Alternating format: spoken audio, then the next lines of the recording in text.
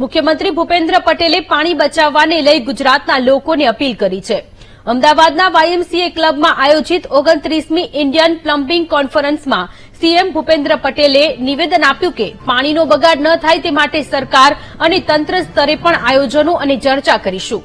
તેમણે આ પ્રસંગે ભગવાન મહાવીરને યાદ કરીને જણાવ્યું કે ભગવાન મહાવીર ભગવાને ઘીની જેમ પાણીનો ઉપયોગ કરવા માટે જણાવ્યું હતું। તો હાલમાં જ લોકાર્પણ થયું તેવા સુરતનું ડાયમંડ બુર્સ ઝીરો ડિસ્ચાર્જ પદ્ધતિ પર બનાવવામાં આવ્યું છે તેવું પણ મુખ્યમંત્રીએ જણાવ્યું। ભૂપેન્દ્ર પટેલે અપીલ કરતા જણાવ્યું કે લોકો પાણી બચાવવાનો ખ્યાલ પણ કરતા નથી। આ વિશે તમામ લોકોએ વિચારવું જોઈએ।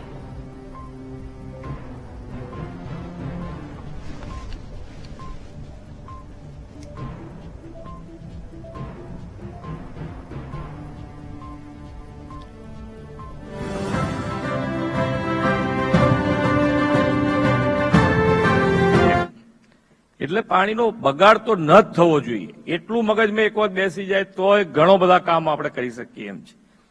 એટલે પાણીનો બગાડ ન કરવા માટે હવે શું શું કરી શકાય, કેવી રીતે આગળ વધી શકાય એનો વિચાર તમે બધા કોન્ફરન્સમાં કરવાના જ છો।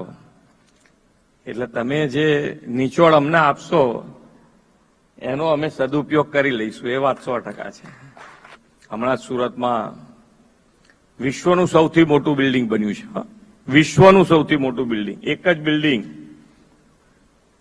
અહીંયા સુરતમાં ડાયમંડ બુર્સ જે બન્યું છે વિશ્વનું સૌથી મોટું બિલ્ડિંગ બન્યું છે એ પણ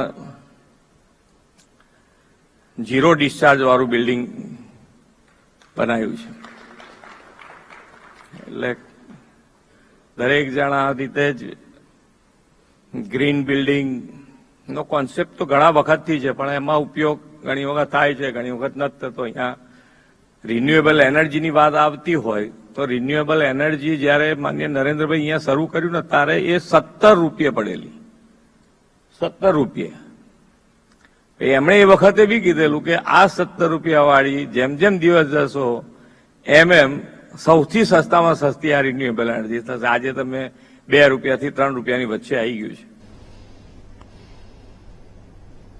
રાજ્ય